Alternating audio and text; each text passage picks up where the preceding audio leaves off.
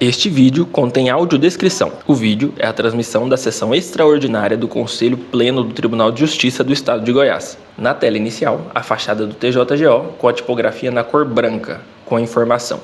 A transmissão começará em breve. Na parte superior, a logomarca do Tribunal de Justiça do Estado de Goiás e no rodapé, do lado direito da tela, o selo do Prêmio CNJ de Qualidade.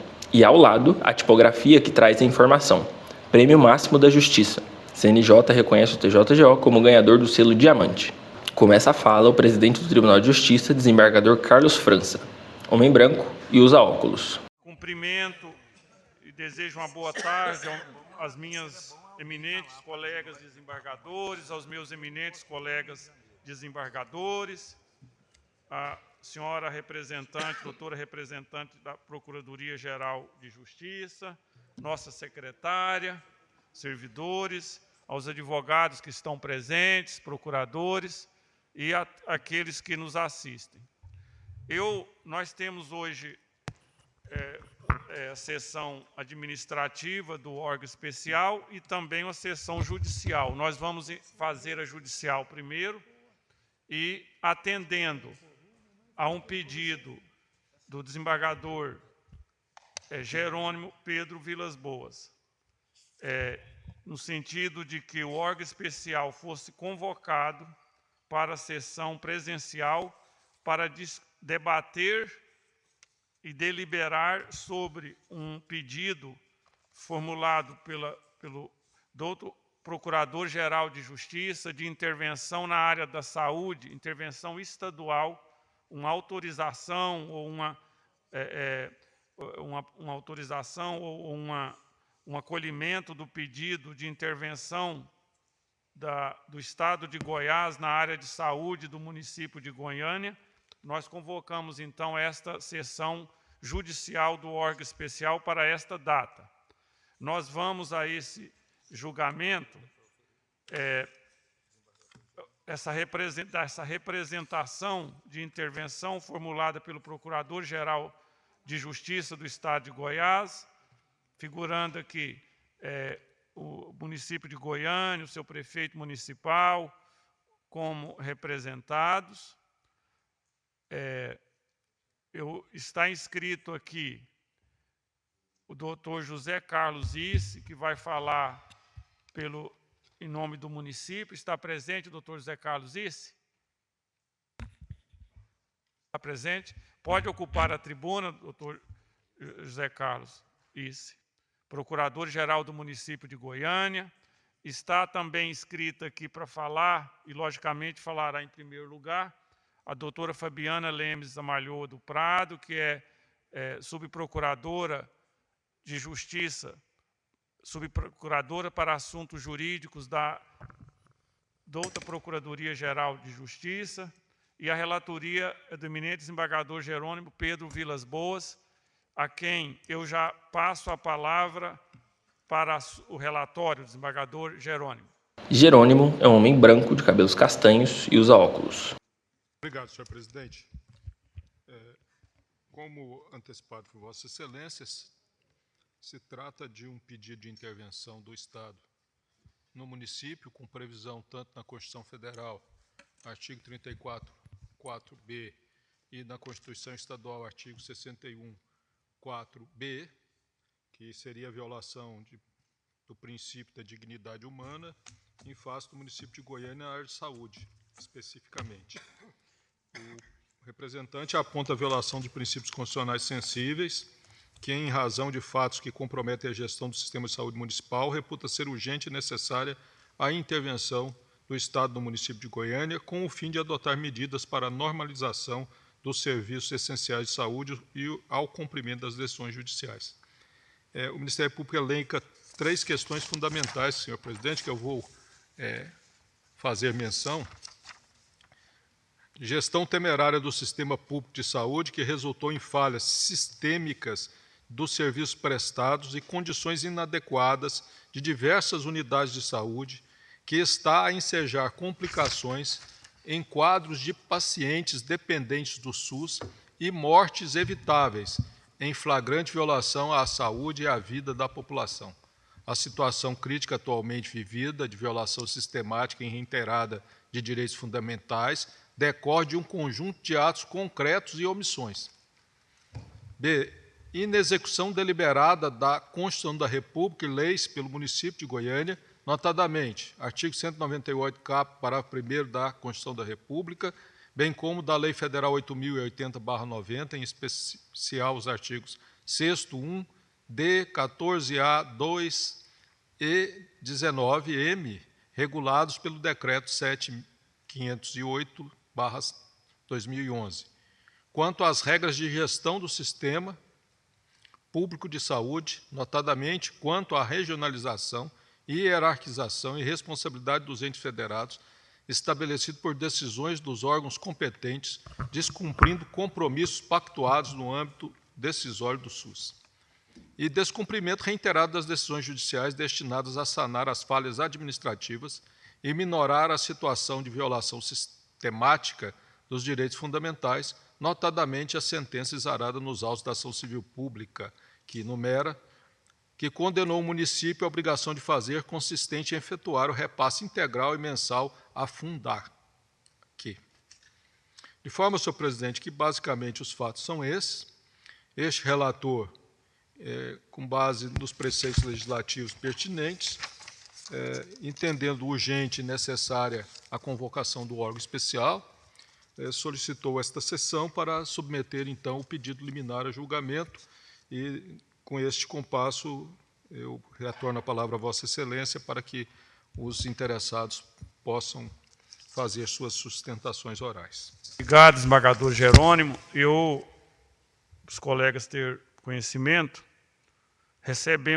o tribunal recebeu esse pedido na sexta-feira, e como nós fazemos parte de um tribunal muito responsável e ágil e diamante, já marcamos para hoje, o primeiro dia útil seguinte, considerando a importância da temática e a responsabilidade social do tribunal de dar uma resposta, um sim ou não, mas dar uma resposta. E nesse sentido, eu vou passar a palavra à doutora Fabiana Zamalhoa, mas eu queria também, doutora Fabiana, se possível, que Vossa Excelência esclarecesse por que o Ministério Público deixou para fazer esse pedido, faltando 20 dias para o término do mandato e término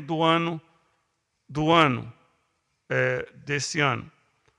E se essa situação da área de saúde, pelo que a imprensa noticia, se vinha em situação periclitante já há algum tempo. Com essa observação e com toda, logicamente, respeitando a outra Procuradoria-Geral de Justiça, mas eu acho que seria bom esclarecer para todos nós o porquê de ter sido apresentado apenas agora esse pleito. Com a palavra, a doutora Fabiana Zamalhoa, procuradora, aqui representando a douta Procuradoria-Geral de Justiça, doutora. Fabiana Zamalhoa é uma mulher branca de cabelos longos e pretos. Boa tarde a todas e a todos. Cumprimento esse egrégio tribunal, todas as membras e membros, na pessoa do seu presidente, o desembargador Carlos Alberto França. Cumprimentos a todos os serventuários e serventuárias da Justiça, advogados presentes e demais pessoas que participam, que presenciam essa sessão. A questão que está hoje em debate, ela exige de Vossas Excelências uma análise de acordo com as circunstâncias excepcionalíssimas que nós estamos vivenciando e do direito que está em discussão nesta questão toda, que é o direito à vida de milhares de pessoas que dependem do Sistema Único de Saúde.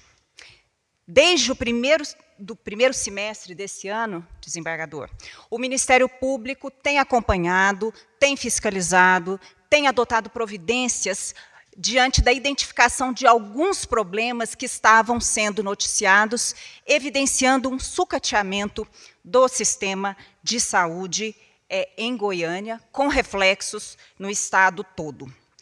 Nessa atuação fiscalizatória e de investigação, o Ministério Público detectou de fato, um sucateamento do sistema por meio de ausência de repasses para a Fundac, que é a entidade que gerencia as unidades próprias de saúde do município de Goiânia, pacientes com tempo prolongado em salas, em unidades pré-hospitalares, mais de 24 horas, que é o tempo previsto na regulamentação para que seja feita a internação, internados em locais inadequados, ausência de materiais, ausência de insumos, redução dos leitos contratualizados em razão da falta de pagamento,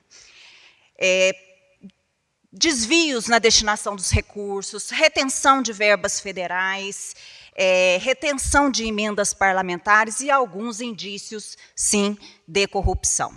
Em razão desses fatos, já desde o primeiro semestre, o Ministério Público propôs ação civil pública para obrigar o município de Goiânia a fazer o repasse para a Fundac, para que os serviços não fossem comprometidos. Nós obtivemos êxito nessa ação. Iniciamos o cumprimento de sentença em razão da falta de cumprimento voluntário. Nesse cumprimento de sentença, o município de Goiânia utilizou-se de todos os recursos possíveis para procrastinar o cumprimento da decisão. E agora nós estamos diante de uma situação de execução forçada para a obtenção de bloqueios. Por quê? Porque não é somente a dívida passada, mas o repasse adequado no tempo certo, continuamente. Numa outra linha de atuação, o Ministério Público propôs outra ação civil pública para garantir a oferta de leitos contratualizados para que os pacientes pudessem ser internados no prazo previsto na regulamentação, ou seja, no máximo até 24 horas, quando chegam nas unidades de atendimento. E nessa ação, nós também conseguimos uma liminar essa que foi suspensa por decisão monocrática, em agravo de instrumento, depois houve uma reversão, por decisão monocrática mesmo, e não houve cumprimento voluntário também do município de Goiânia. Em razão da ausência desse cumprimento voluntário, o Ministério Público interpôs um pedido de bloqueio de recursos, e essa decisão saiu mais recentemente. Para quê? Para possibilitar que esses leitos sejam disponibilizados pela rede contratualizada, que é indispensável para a manutenção do sistema. Desde o início do ano também nós estamos adotando medidas extrajudiciais, tentativas de conciliação, para que a dívida milionária do município com a rede contratualizada fosse regularizada. São mais de 300 milhões de reais. E mais recentemente, há 10 dias atrás, diante dos indícios de corrupção, o Ministério Público deflagrou a Operação Comorbidade, objetivando, inclusive, o afastamento do secretário de Saúde, de toda a sua equipe, da cúpula da Secretaria de Saúde. Nós conseguimos essa decisão, eles foram afastados, na esperança de que, afastado, o mau gestor, aquele que está dificultando a gestão, nós pudéssemos, de alguma forma, minimizar esse problema e obter um mínimo de regularização. Entretanto, essa medida também não foi exitosa, porque, nomeada uma nova secretária de saúde, 7 dias depois da assunção, ela pediu exoneração com toda a sua equipe, dizendo que o fazia porque pela total impossibilidade de excusa da Secretaria de Finanças de repassar os recursos necessários para que ela pudesse fazer o sistema funcionar. Concomitantemente a isso, o Tribunal de Contas também, durante todo o ano, adotou providências no âmbito da sua atuação de controle, imputando débito, responsabilidade, decisões judiciais, das disposições legais, impediram que essas medidas tivessem êxito. E nós, o que estamos assistindo, vendo pessoas morrendo em filas de atendimento. Portanto, nós estamos realmente diante de uma situação excepcionalíssima, em que os instrumentos convencionais colocados à disposição dos órgãos de controle do Poder Judiciário não têm se revelado efetivos para que a gente possa restaurar a situação de normalidade na prestação dos serviços de saúde. Nós estamos diante de um sistema em situação de falência, com grande comprometimento, um comprometimento massivo da saúde, da vida das pessoas, sem possibilidade, sem outras possibilidades de manejos para que isso seja, a normalidade seja restabelecida. Não há mais mecanismos, possibilidades, né, que o Ministério Público possa manejar para que essa situação seja, de alguma forma, revertida. Nós sabemos que a autonomia dos entes federativos é algo muito caro para a federação, para a república, para a democracia, mas realmente foi por isso que nós tentamos, de todas as formas, outros mecanismos.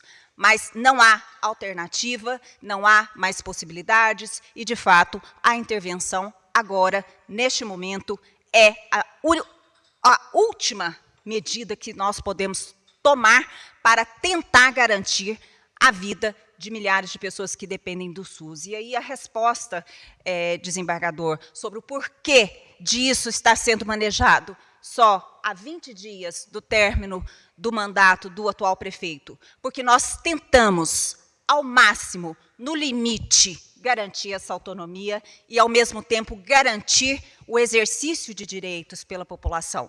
E isso não foi possível em razão de todas essas circunstâncias que eu apontei aqui. Há 10 dias, nós tomamos uma das providências mais drásticas que nós ainda tínhamos disponível, que era o afastamento numa operação criminal do secretário de saúde e da sua equipe. E isso foi também insuficiente, insatisfatório, e a situação, a secretária que assumiu não permaneceu, e o secretário que foi nomeado logo em seguida, ao seu pedido de exoneração, deu a sua primeira declaração na imprensa dizendo: não vou pagar nada porque está tudo bloqueado, demonstrando uma total falta de comprometimento, de conhecimento do sistema e de disposição para a solução da questão. 20 dias é muito tempo para quem está entre a vida e a morte. Em 20 dias, nós conseguimos evitar muitas mortes e salvar muitas vidas, sim.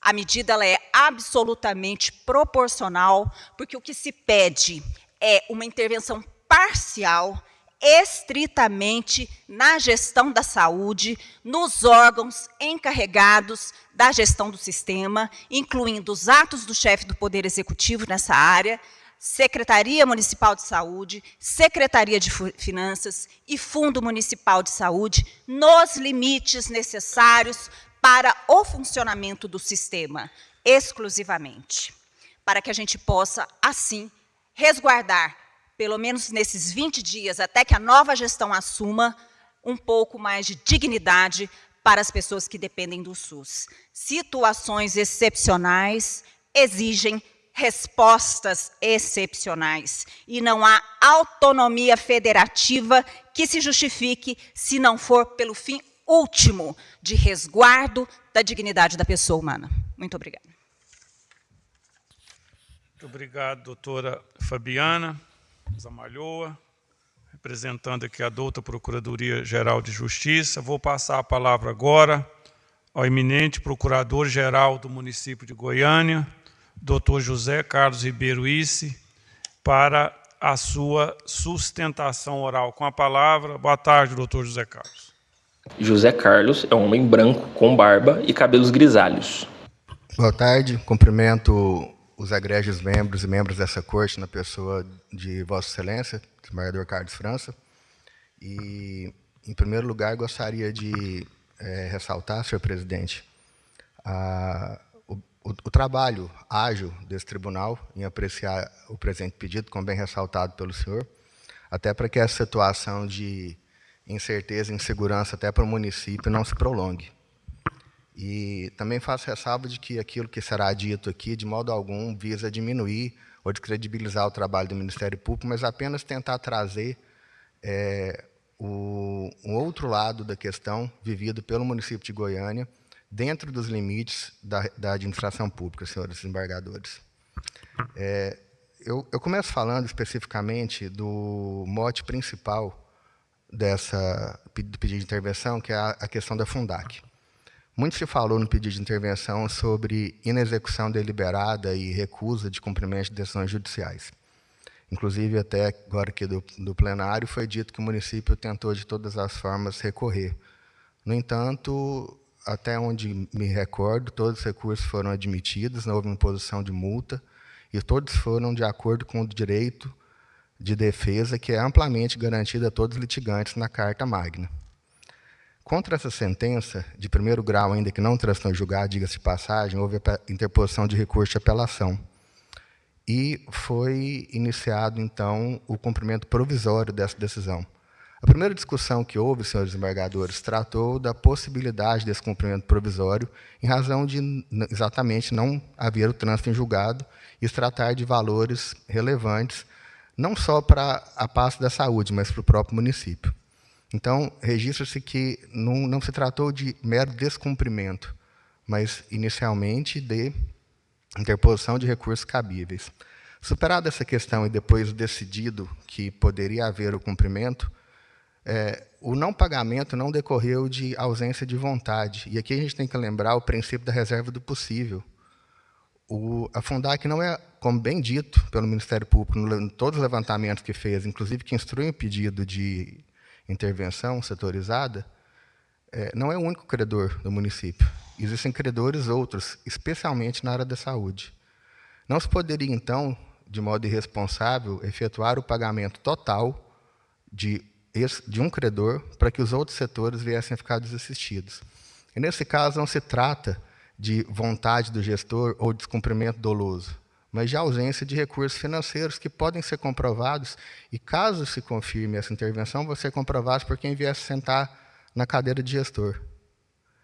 Essa questão do princípio da reserva do possível vem sendo reconhecida em vários julgados, tanto desse próprio tribunal, quanto do Supremo Tribunal Federal, que, em 2 leading cases do Estado de São Paulo, relatados pelo ministro Gilmar Mendes, fixou, inclusive, algumas teses sobre a questão da proporcionalidade no pedido de intervenção. O ministro Gilmar Mendes fixa na IF 2915 e na IF 2953, ambas de São Paulo, 3 máximas parciais de proporcionalidade, que eu peço licença para poder discorrer sobre elas. A primeira é que a intervenção não vai ser decretada quando ela for inadequada, ou seja, se é evidente que o interventor não vai ter condições de agir de modo diferente em relação ao governante eleito. E aqui, exatamente por 2 pontos, eu ressalto, pela falta de tempo e pela falta de recursos, a intervenção aqui não vai trazer medidas concretas que vão mudar substancialmente o quadro que se vive. O segundo ponto é quando ela for desnecessária, ou seja, quando houver meios menos gravosos e igualmente eficazes para solucionar o problema que deve ser o pedido. E, nesse ponto, o bloqueio que foi feito na semana passada de 57 milhões demonstra a possibilidade de cumprimento por outros meios. Tanto que o bloqueio que foi feito, o pedido total de bloqueio de 57 milhões, feito pelo Ministério Público no cumprimento provisório dessa ação da Fundac, foi realizado e o dinheiro está já à disposição do Ministério Público. Nesse momento, inclusive, o atual secretário, Pedro, se encontra no Ministério Público, que já vem existindo esse diálogo desde quinta-feira, quando, posteriormente ao bloqueio, para que sejam delineados os pagamentos que são essenciais para que o sistema funcione da melhor maneira possível. O Ministério Público, em conjunto com, a Secretaria, em conjunto com a representante do Ministério Público, que está à frente do caso, a promotora, a doutora Marlene. E, por fim, também tece comentários do ministro Gilmar Mendes sobre não ser decretada a intervenção quando ela for desproporcional, ou seja, se não houver razoabilidade entre o objetivo perseguido e o ônus imposto aos cidadãos, uma vez que está se tratando de uma intervenção que não atinge apenas o Poder Executivo, mas atinge toda a sociedade na medida que desconsidera o elemento do voto popular na escolha dos seus governantes, senhores desembargadores. Nesse ponto, a jurisprudência desse próprio tribunal, no pedido de intervenção aqui julgado em 2020, em que foi o número 514.3613.69, fica bem claro que, inclusive, eu peço licença para ler, porque na época até houve a convergência do voto do relator com a então representante do Ministério Público. Ademais, conforme bem salientou a ilustre Procuradora-Geral de Justiça para Assuntos Jurídicos, os fatos ensejadores desse pedido interventivo não se mostram suficientes a empreender, no momento, a medida drástica e excepcional, até porque a obrigação do ente municipal em cumprir a decisão judicial ora questionada ainda está sendo discutida em ação judicial específica, em cujo bojo podem ser requestadas determinadas medidas coercitivas processuais em proveito da tutela jurisdicional efetiva, o que se amolda exatamente ao caso dos autos, pois, como dito, ao pedido de cumprimento provisório se trata de uma ação em que não houve trânsito em julgado e, mais, dentro daquele pedido, a obrigação que o Ministério Público buscava satisfazer já foi satisfeita com o bloqueio dos 57 milhões de reais, que era o pedido perseguido naqueles autos. Então, senhores embargadores, com relação a esse ponto, resta evidente que não subsiste razão para que possa ser deferida a medida drástica da intervenção.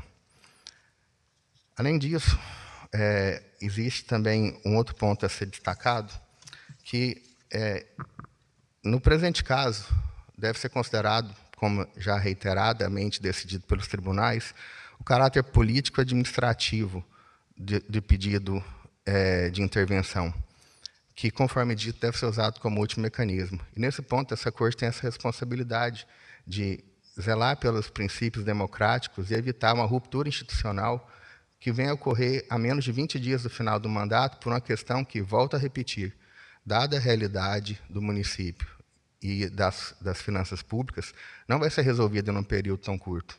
Ainda mais por alguém que não tenha conhecimento do sistema do município de Goiânia como um todo. Nesse particular, especificamente, o atual prefeito até buscou entendimentos no final de semana com a próxima gestão para que houvesse já um representante da comissão de transição para que pudesse acompanhar de mais de perto, mais do que além das reuniões que a gente tem na reunião da comissão de transição, e garantir uma transparência e maior efetividade nessa transição para que os recursos possam ser utilizados de acordo com o que melhor aprover a sociedade.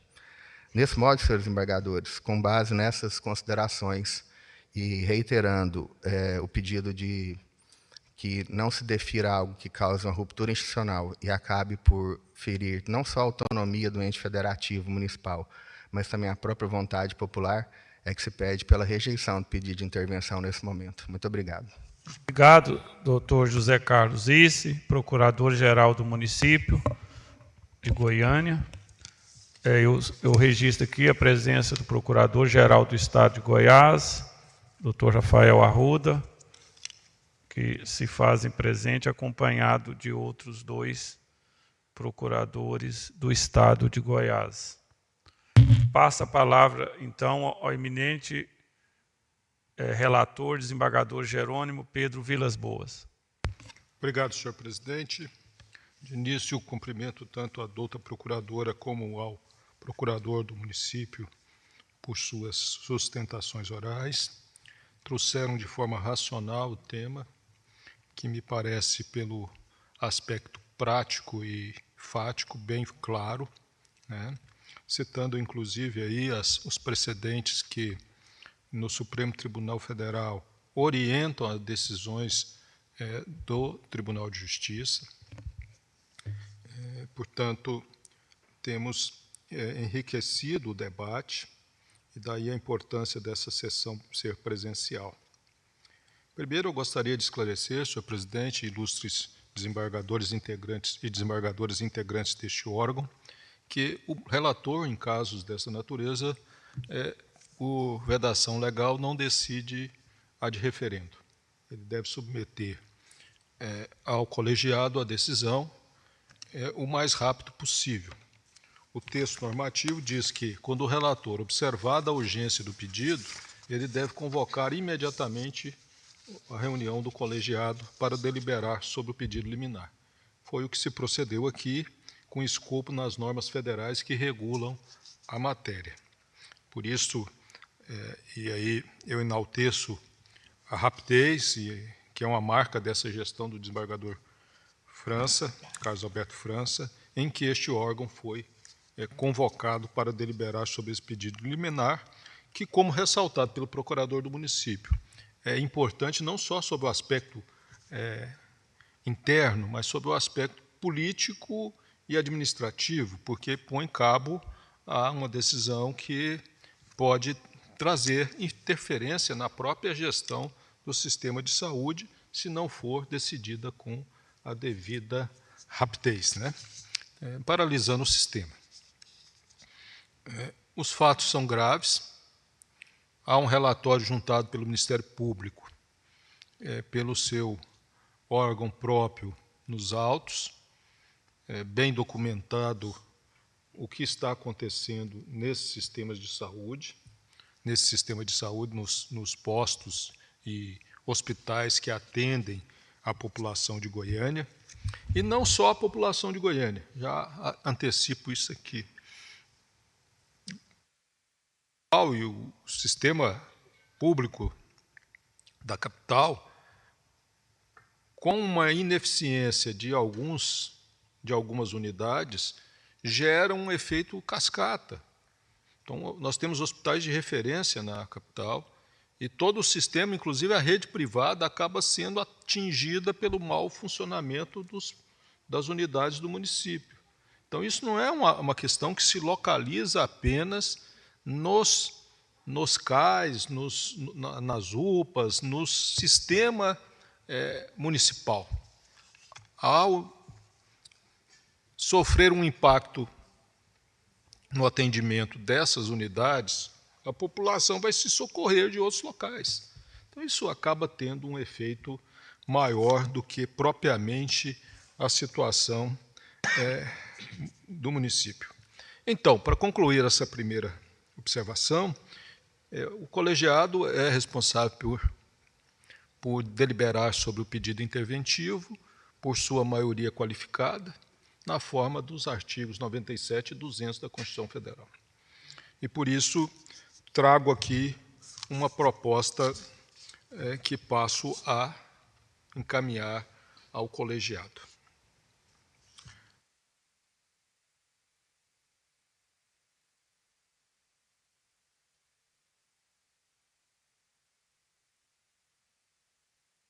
A representação do Ministério Público sugere e informa, com base em fatos, problemas estruturais graves no sistema de saúde.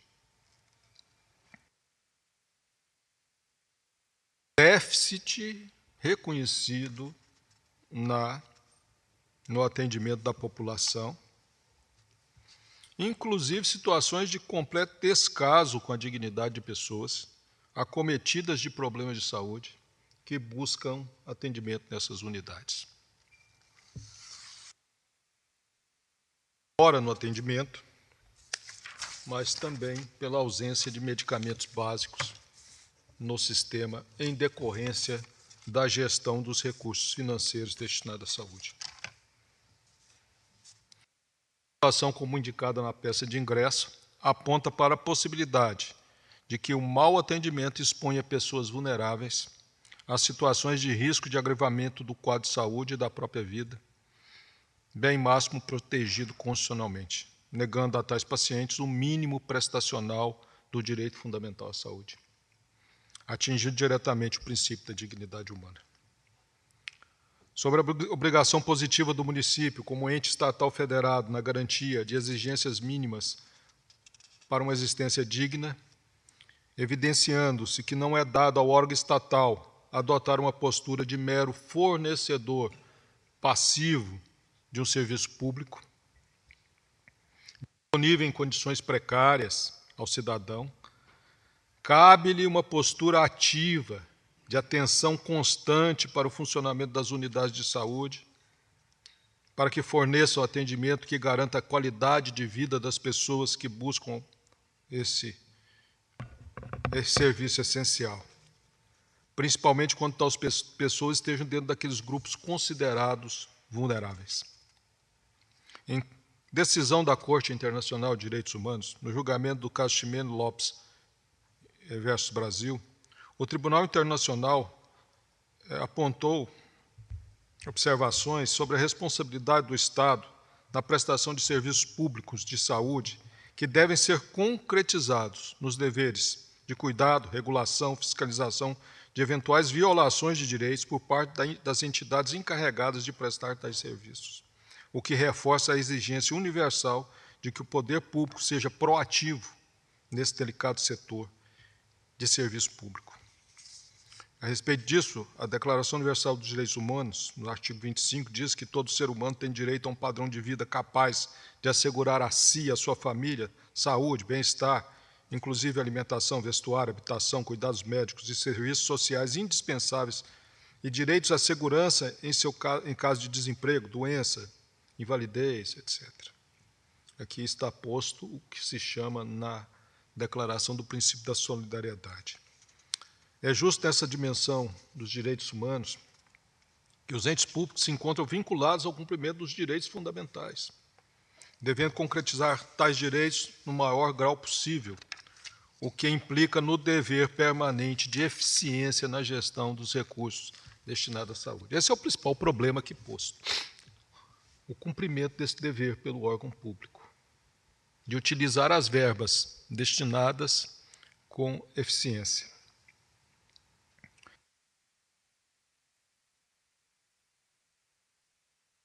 Ao sustentar, expõe um quadro que envolve suspeitas de comportamentos ilícitos.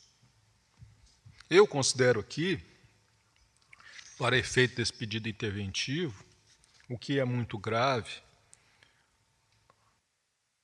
a dolosa do gestor dessa pasta, ao longo do tempo, em relação à adoção de medidas eficientes para conter o problema que se alinhava ou que vinha paulatinamente se agravando com o mau uso de verbas públicas, ou sem adotar medidas de contenção daquilo que, de fato, seria eficiente para conter a situação. Uma das medidas que o próprio procurador reconhece que seria regularizar o repasse de valores referentes a esses convênios com a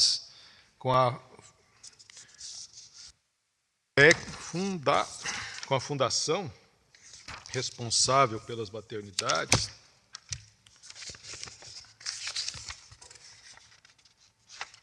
Fundac, embora informe o seu procurador que o município exerceu de fato o direito recursal, que agiu dentro dos parâmetros legais, mas decisões dessa natureza, principalmente em ação civil pública, ela tem um viés de compelir o gestor, dentro daquilo que é lícito ao judiciário fazê-lo, a resolver um problema que se agravava e que agora toma uma tonalidade dramática, né, em relação às situações que são noticiadas em torno do atendimento nessas unidades. Essa omissão dolosa, que não quer dizer que se trate aqui de dolo específico, apto a ensejar ações penais ou ações civis, nós não estamos neste âmbito aqui, mas um dolo omissivo perceptível por um comportamento, como observei aqui na decisão da Corte Interamericana de Direitos Humanos, que não se mostrou proativa, vigilante, de modo a acompanhar os problemas que se desdobravam no sistema de saúde do município. Reconheço aqui o trabalho heróico de enfermeiros, médicos, de faxineiros, de auxiliares técnicos dessas unidades, que, pelo que consta do relatório, em número reduzidos, tentam garantir o mínimo lá, que já não é suficiente, tendo em vista o mínimo prestacional, mas tentam manter pelo menos a unidade de saúde aberta, para que a população tenha onde buscar um lenitivo. Mas aí tem a ausência de medicamento e o atendimento é precário. As situações que envolvem, que nós sabemos, o sistema de saúde, e não vou dizer que isso seja apenas na cidade de Goiânia. O que se percebe aqui, em decorrência dessa operação realizada pelo Ministério Público recentemente, e de toda a situação noticiada pela imprensa, é que no município de Goiânia, no final de gestão, e eu vou abordar esse tema, a situação caminha para uma situação de calamidade, caso não haja uma intervenção necessária, urgente e adequada para a solução do problema. O procurador levanta algumas questões sobre a proporcionalidade, estrito senso e a adequação da medida. Eu vou enfrentá-las. Bem, parece-me que não há, e isso está bem posto, como não reconhecer, nesse momento da gestão municipal, a total ineficiência na solução desse problema por parte do atual gestor. O afastamento de um secretário, a nomeação de outra secretária que pediu exoneração em seguida, revelam uma situação, no mínimo inusitada, que levam à compreensão da dificuldade de uma gestão, ao seu final, e num período, e eu considerei isso muito, colegas desembargadores, num período que caminha para o final do ano, um período de festas, em que todos, pela experiência prática, sabem disso, o atendimento nessa rede pública se agrava, em decorrência de várias situações que envolvem o período festivo. Então, é um período realmente crítico. Se essas unidades não estiverem dotadas de um mínimo estrutural, de equipamentos, de medicamentos, de pessoal para esse atendimento, é possível que nós tenhamos aí, de fato, uma situação muito mais grave do que essa que o Ministério Público já aponta no seu relatório. Bem,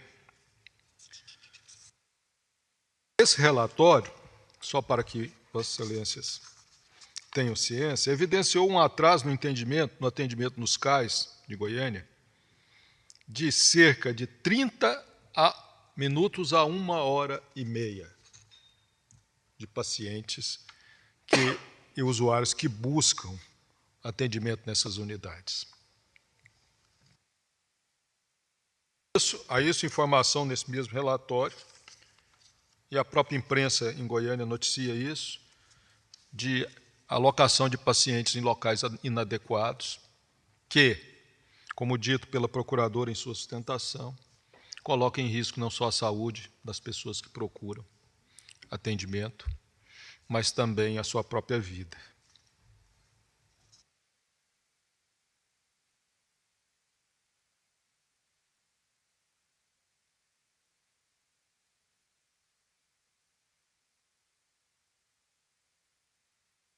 Que a situação se agrave ainda mais, levando a um efeito que posso aqui caracterizar como bola de neve, que atinja não só as unidades de saúde do município, mas que venha impactar negativamente as outras unidades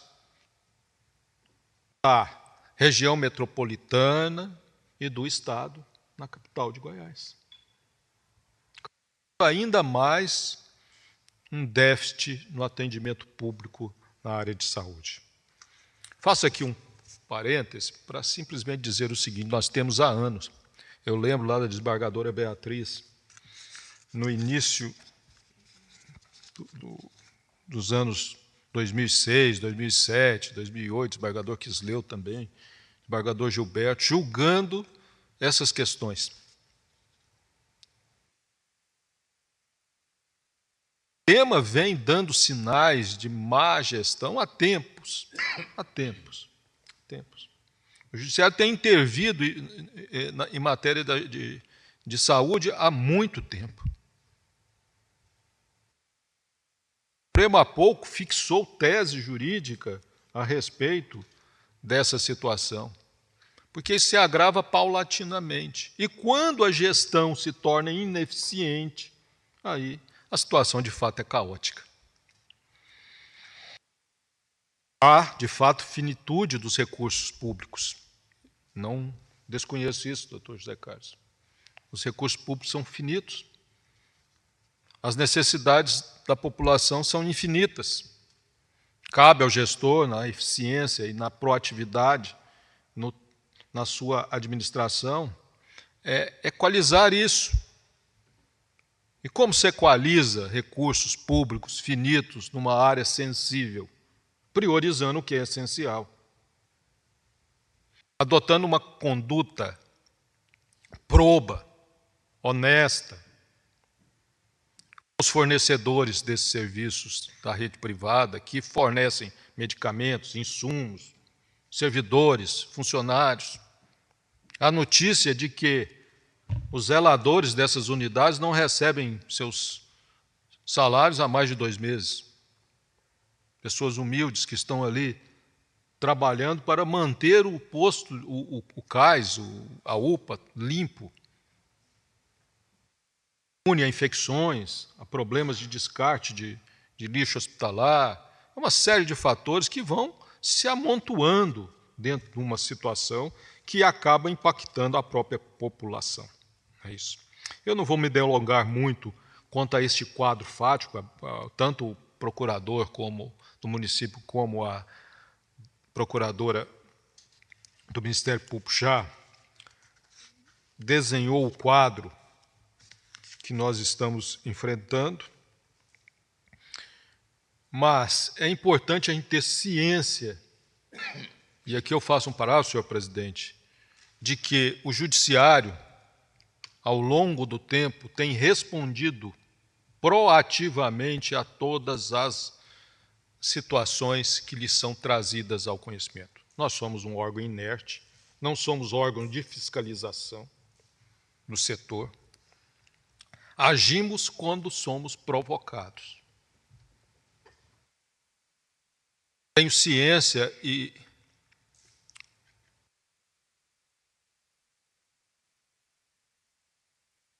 cada colega que atua nesta área é diligente em decidir com rapidez, desembargador Amaral. Liminares, às vezes em final de semana, em regime de plantão, para resolver situações que, a princípio, não são tarefas do judiciário. Chegam aos montes no judiciário pedidos de internação em UTIs. E esse é um dos problemas graves que nós estamos vendo aqui nesse pedido interventivo.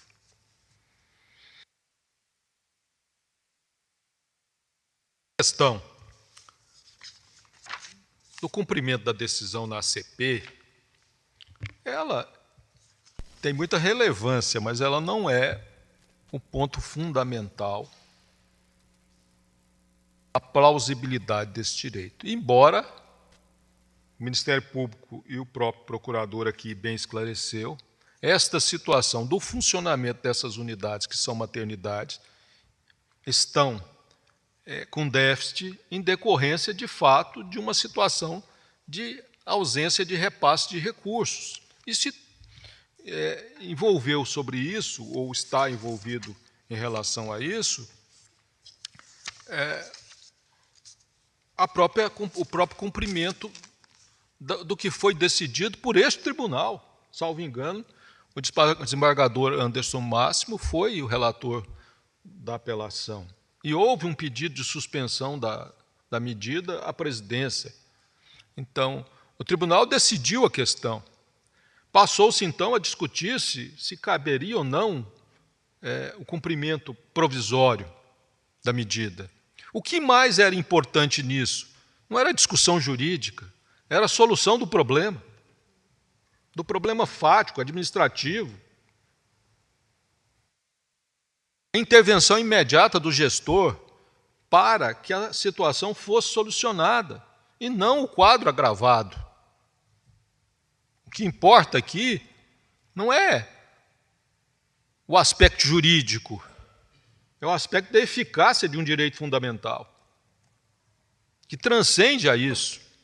É certo que as partes podem recorrer, mas há situações em que aquele que recorre deve ter um mínimo de cuidado em entender que a sua conduta processual não pode obstacularizar a solução de um problema social, que era o que se buscava com esta ação civil pública. Bem, dito isso, senhor presidente, eu vou observar que, em relação a essas unidades, essas maternidades, né, que atendem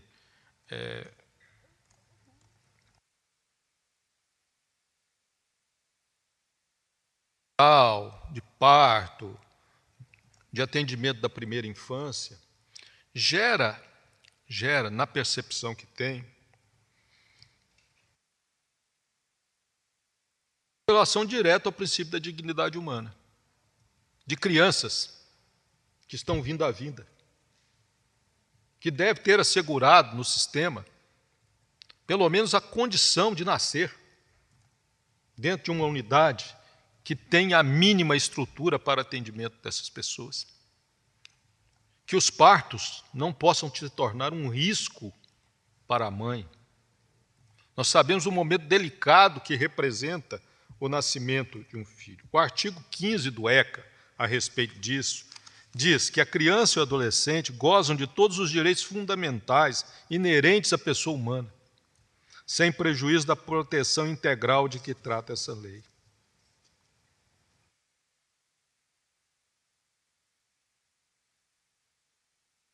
Conforme o artigo 2º do ECA garante que essas crianças devem ter um mínimo existencial resguardado.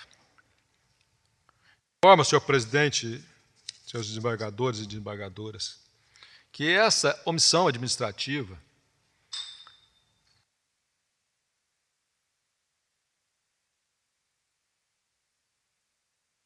grave de não intervir no momento necessário por falta de recursos, bem dizer, eu ouvi aqui, durante a fala da ilustre procuradora do Ministério Público, que o secretário de Saúde, de Finanças do município, obstaculariza a destinação de verbas. Isso é muito grave se isso está acontecendo de fato. Se há esse tipo de comportamento administrativo, e eu passo aqui a considerar, senhor presidente, mais um tópico aqui na decisão para sanar isso, pois o procurador fala algo aí que me parece importante, que na hipótese de nomeação, isso é uma hipótese, de alguém que não conheça o sistema, essas decisões, essa solução pode realmente ser ineficaz. Acredito que a designação que cabe ao governador vai recair em alguém sem experiência e sem conhecimento do sistema. Mas não posso antecipar isto. A responsabilidade nossa, e nesse momento, é a responsabilidade judicial e não política. O controle aqui que se faz é um controle judicial, de um pedido interventivo. As hipóteses de controle político são submetidas à Assembleia Legislativa, e não ao Tribunal de Justiça. Então, a decisão do governador, ao recair em alguém que tenha condições de agir imediatamente, pode, de fato, encontrar alguns obstáculos administrativos, principalmente no setor de ordenação de despesas. Eu irei considerar isso ao final.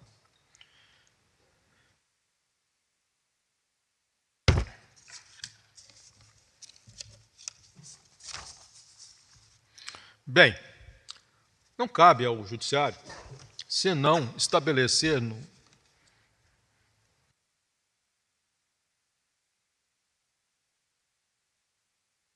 critérios da medida interventiva, que aqui se traduz pela adequação, pela proporcionalidade, pela excepcionalidade. Foi bem explicado isso, inclusive pelos debatedores, que nós estamos numa situação de excepcionalidade, em que se afasta a autonomia do ente municipal, em um aspecto específico, mas ela é afastada, para que se possibilite a intervenção do Estado, quando verificado que se violou o princípio da dignidade humana, que é o que as normas constitucionais estabelecem, que há, então, uma plausibilidade de determinar essa medida com base em fatos que evidenciam o dolo omissivo, repito, a ausência de condições mínimas de gestão do sistema nesse momento, agravado por todas estas circunstâncias que foram aqui expostas. Qual seria esse escopo?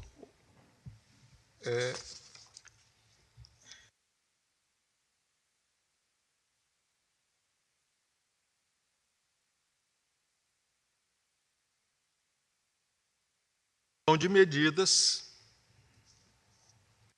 eficientes para que se restabeleça a normalidade do atendimento na rede pública municipal. Isso envolve uma série de fatores. As soluções imediatas, principalmente com fornecedores de insumos, com prestadores de serviços, com empresas terceirizadas na área de limpeza. Então, isso é uma questão um tanto quanto complexa, que, evidentemente, a decisão judicial não dará cabo dela. O interventor tomar de imediato, e por isso nós não podemos perder tempo, porque aqui encaminho o voto para entender, desembargador Gilberto, que há plausibilidade do pedido, que a situação, se não houver a intervenção, pode resultar num quadro mais grave ainda, pelo que indica o próprio Ministério Público. Esta situação da alternância da secretaria causa aí uma preocupação.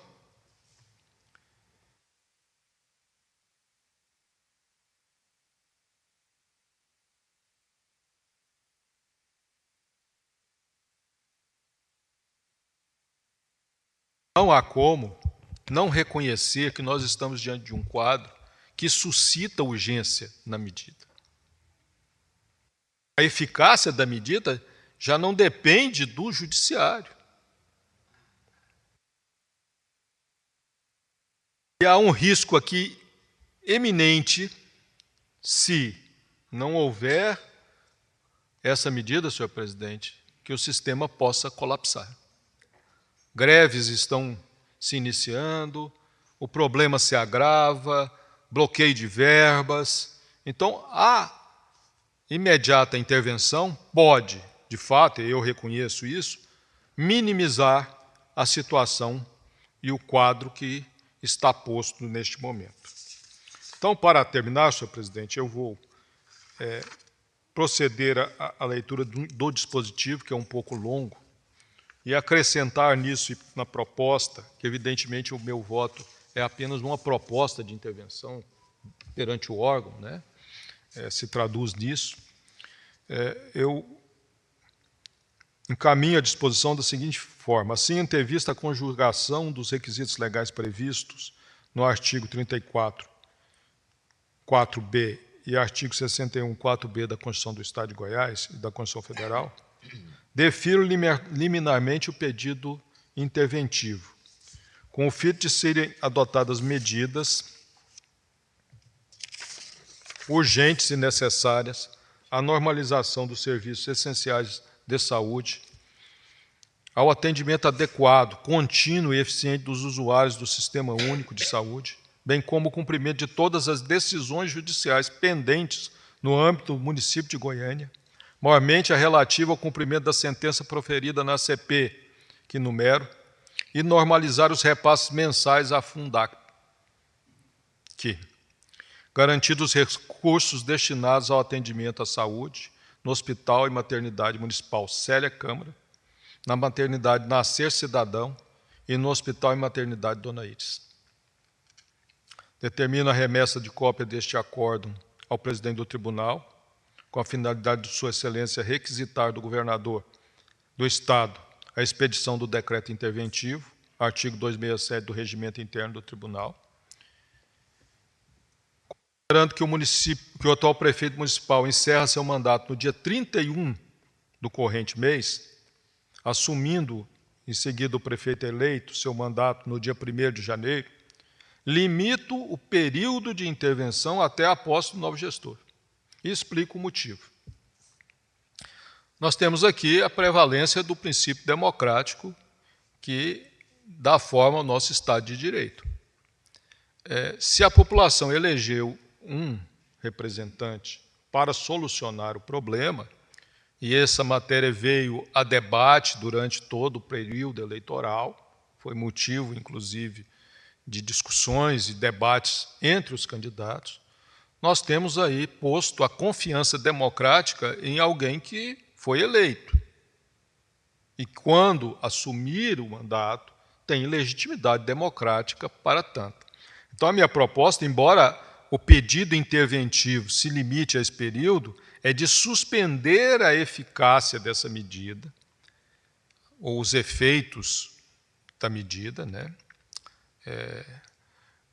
liminar, pelo período de 90 dias, após a posse do novo prefeito, para que, vencido este período, ele apresente no processo em questão um relatório das ações que ele adotar como prefeito e apresentar um plano de gestão para solucionar esse déficit de atendimento, para que, assim, vencido esse período, que poderá eventualmente ser prorrogado, vencido esse período, o tribunal julgue o mérito do pedido interventivo do Ministério Público. Então, a proposta da liminar é que ela tenha eficácia até o dia 1º de janeiro, assumindo o novo prefeito, fica sobrestrado os seus efeitos, até que, em 90 dias, o prefeito preste ao tribunal informações acerca do estado e da situação, e, evidentemente, o Ministério Público estará acompanhando tudo isso, a situação em que esse sistema estará atuando, na sua problemas da população. E aqui eu considero essa existência de uma dívida que vem se arrastando, motivo de várias discussões aí, que, inclusive, na inicial, o Ministério Público está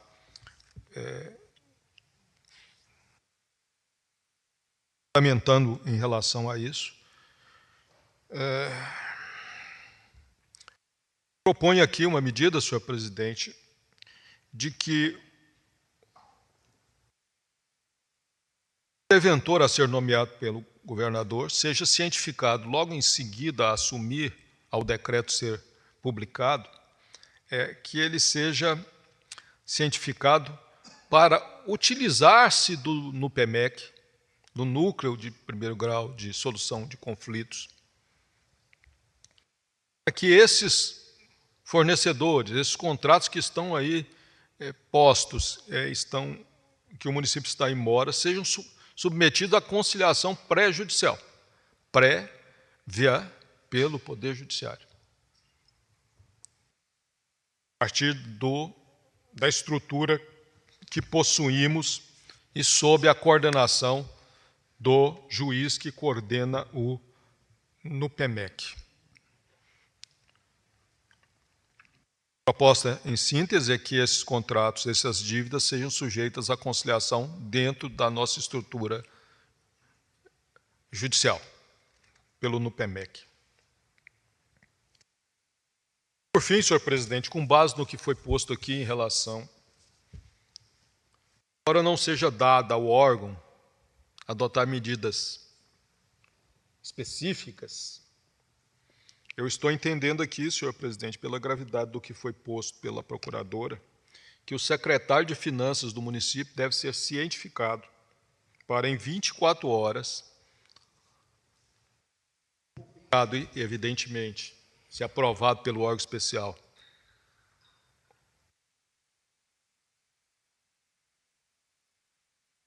4 horas, providencie o cadastramento e a inclusão não só do interventor, mas de todos os seus auxiliares no sistema municipal de ordenação de despesa.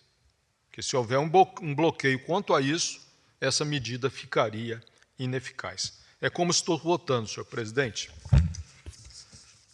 Ouvimos todos os fundamentos e a parte dispositiva do voto apresentado pelo eminente relator, que acolhe a pretensão ministerial e, por consequência, determina a cientificação do senhor governador do Estado para fazer a nomeação de um interventor. E eu entendo, e vamos debater o tema, vai estar aberto ao debate, e determina as providências em relação ao passivo existente no setor, com fornecedores de serviços e de produtos, para que somente efetue pagamentos mediante numa mesa de mediação e composição presidida no PEMEC, pelo Poder Judiciário, pois se há informações de condutas inadequadas nesse setor, logicamente que o Poder Judiciário não vai poder ser usado para pagar o indevido. Somente pode pagar aquilo que for devido. O eventual interventor nomeado não vai poder usar de uma decisão do judiciário, de uma eventual decisão do judiciário, para pagar as contas do passado que foram sendo apresentadas. Deverá, sim, inclusive esses 57 milhões bloqueados, deverão, sim, ser utilizados para pagar aquilo que efetivamente o setor administrativo da prefeitura averiguar e comprovar que é devido. Esse é o entendimento e o encaminhamento dado pelo eminente relator. E isto, numa mesa de mediação e conciliação, nós sabemos todos que pode ter uma redução, um ganho para o município considerável no pagamento dessas contas. E para o futuro, não. Para o futuro, se for decretada a intervenção, o interventor pode e deve administrar e pagar as contas na forma da lei. Vamos estar em debate, colegas, está aberto. Então, eu entendi, do que eu entendi do voto do eminente relator foi nesse direcionamento. Está aberto, colegas, fica à vontade, não tendo, eu vou já à colheita dos votos, logicamente os colegas podem ficar à vontade. Desembargador Fabiano. Boa tarde, senhor presidente. Em nome do senhor, cumprimento. Pois não, desembargador Fabiano, que está participando à distância. Pois não, boa tarde. É um homem branco com poucos cabelos e usa um terno preto. Boa tarde, senhor presidente. Em nome do senhor, cumprimento todos os demais colegas. Né? Indo já ao ponto, né, o eminente relator já circunstâncias e implicações, né, dessa situação caótica, né, que enfrenta o sistema de saúde municipal. Eu não tenho dúvida em acompanhá-lo, até porque me parece que, de forma muito ponderada respeitando-se, inclusive, o que a autonomia até da próxima gestão, né, tendo esse cuidado, inclusive com a próxima gestão que está prestes a assumir aí, e eu não tenho dúvida em acompanhá-lo, até porque também nós temos acompanhado aí que a situação está complicada e caótica, não é só em relação à saúde, não, há outras áreas também, né, de atuação e de responsabilidade do município, né, mas que não é objeto aqui do que está sendo discutido. Então, acompanho o mediador. Pois não, desembargador Fabiano. Desembargador Marcos. Marcos da Costa é um homem branco, alto e com barba e cabelos grisalhos. Senhor presidente, eu gostaria de parabenizar o ilustre relator, que acredito que encontrou uma saída ponderada, uma saída comedida, que de fato não há como mais conviver com essa situação que nós verificamos, que isso é objeto da grande mídia todos os dias, né? E a gente fica aqui a pensar, olha, 20, 22 dias, mas 20, 22 dias pode ser pouco período para quem está de férias numa praia, mas para quem está vendo os filhos não ter uma dipirona para tomar, para quem está vendo os parentes morrer por falta de UTI, para os servidores mais humildes que estão sem receber seus salários há mais de 2 meses. 20 dias é uma eternidade. E cada segundo que nós demorássemos para tomar essa medida após provocados, como muito bem disse Vossa Excelência, nós não podíamos fazer nada de ofício, acredito que é totalmente atempado. E concordo com todas as medidas sugeridas pelo ilustre relator, sem dúvida, com a expertise, com o know-how que o Judiciário tem de mediar e conciliar, que é um dos programas, inclusive, que norteia hoje todo o andamento do Poder Judiciário, há uma possibilidade de conseguirmos resultados altamente satisfatórios para a municipalidade e esperamos que, pensando todo o órgão especial, que venha alguém que tenha a possibilidade de já começar a tomar essas providências de agora e que na próxima gestão nós não vejamos cenas tão lamentáveis, tão objeto de vergonha para nós, porque isso está na imprensa nacional do que está acontecendo na saúde de Goiânia. Então, acompanho integralmente o ilustre relator, senhor presidente. Pois não, desembargador Marcos. Desembargador Eduardo Ábido. Eduardo Abidon é um homem branco com cabelos castanhos. Obrigado, presidente. Boa tarde aos colegas, a todos que nos ouvem e assistem.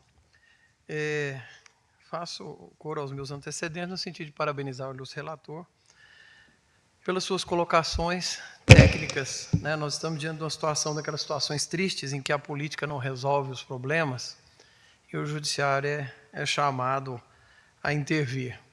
E essa intervenção ela tem que ser sempre cuidadosa, cautelosa, e o quadro, até faço um elogio ao esforço argumentativo, tanto do Ministério Público quanto da Procuradoria Municipal. O quadro fático foi bem colocado, nós percebemos assim um crescente dos fatos, até chegando a uma operação criminal, e também um crescente das medidas jurídicas que foram sendo tomadas ao longo do tempo para tentar resolver, até que chegássemos a essa medida que nós estamos discutindo, que é uma medida extrema. E ela toca em 2 valores, digamos assim, mais caros ao Estado brasileiro, à nossa ordem republicana, que nós temos aqui a intervenção, ela é um ato político, né? Estamos retirando alguém eleito da sua função e toca num elemento sensível que é a saúde, né? Uma carga moral muito grande, em que nos sensibiliza, naturalmente nos sensibiliza mais ainda. E foi bem citado pelo relator também, tratado ou convenção internacional da qual fazemos parte, que é o chamado direito ius gentium, né? O direito da gente, é aquele direito que é comum a todos os povos. E o direito à saúde, sem dúvida nenhuma, se encaixa nisso. E por conta disso, por ser um direito que respalda e é o principal elemento da dignidade humana, é por isso que ele nos favorece a compreensão de que uma medida judicial parece acertada, porque é justamente um dos direitos que mais autorizariam esse raciocínio. E na busca da racionalidade jurídica aqui, os 3 pontos colocados, principalmente pelo município, a questão da inadequação, da adequação, necessidade e proporcionalidade estrita, como dito pelo relator, elas parecem, usando aqui como parâmetro, né, um julgado do Supremo Tribunal Federal, parecem preenchidas. E aqui eu faço até um pequeno comentário em relação à adequação e necessidade, porque foi dito que a adequação seria: é melhor o interventor ou deixar o atual gestor terminar? Ele poderia fazer algo diferente do que o atual gestor está fazendo? Eu diria que sim, e já passando para o segundo elemento, por quê? A questão da necessidade. Foi dito pelo novo procurador que houve a arrecadação de mais de 50 milhões. E é justamente, quer dizer, isso poderia ter sido feito pelo gestor atual e não fez. Precisou-se dessa medida. Ou seja, essa oportunidade estava ao seu dispor e não ocorreu. Então, daí a necessidade, parece que alguém que substitua o atual gestor pode se desincumbir melhor, já que o atual gestor tinha a possibilidade de resolver e não resolveu. E aqui fazendo, até houve uma conversa lateral aqui com a desembargadora Cirlei, a questão também da proporcionalidade, afastar alguém eleito, né?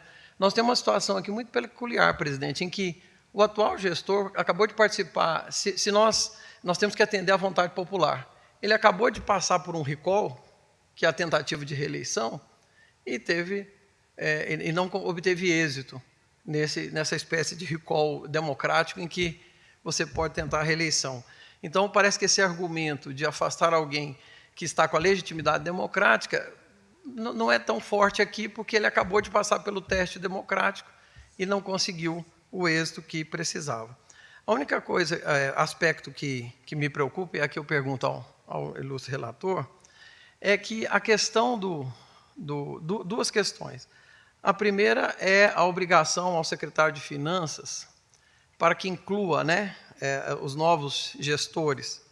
Me parece isso desnecessário, porque o novo interventor, cabe a ele a tomada de medidas como essa, inclusive afastando secretários, nomeando novas pessoas, e estaria dentro do campo do escopo político.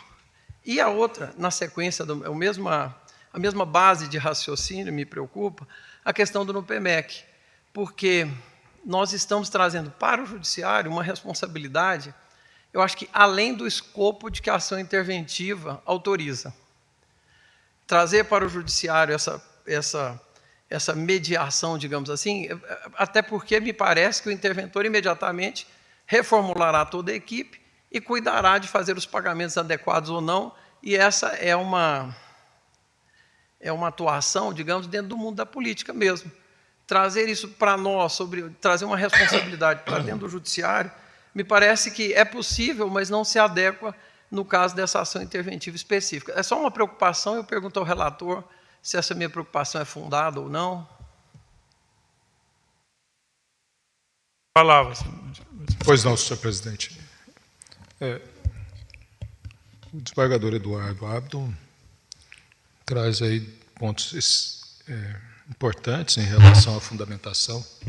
De fato, a questão da adequação da medida, eu até pensei, como se trata de uma medida liminar, em raciocinar com risco inverso, ou seja, no caso de manter a atual estrutura,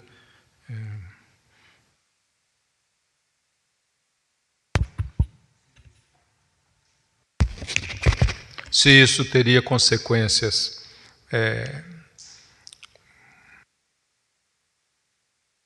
negativas na gestão, e me parece que Vossa Excelência aponta o ponto essencial.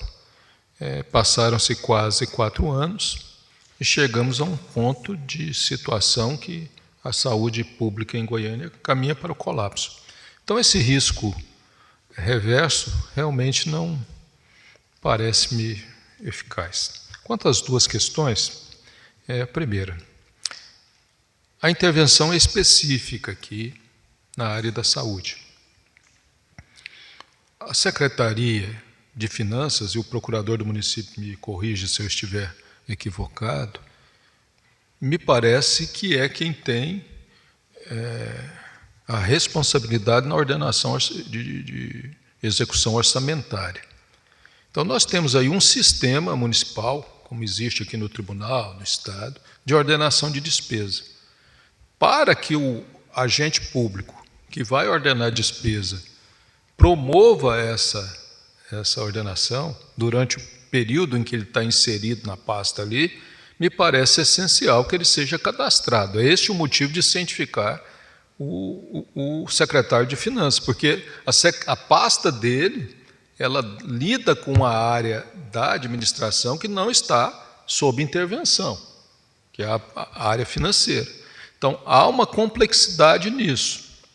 Embora o secretário interventivo, aí, aquele que vai ficar por esse período, não responda ao atual gestor, mas sim a quem que o designou, a estrutura administrativa que ele vai se utilizar dela é a estrutura municipal. Desembargador Jerônimo, Vossa Excelência está dizendo o seguinte: quem vai mandar a conta para o secretário da Saúde pagar é o interventor e sua equipe.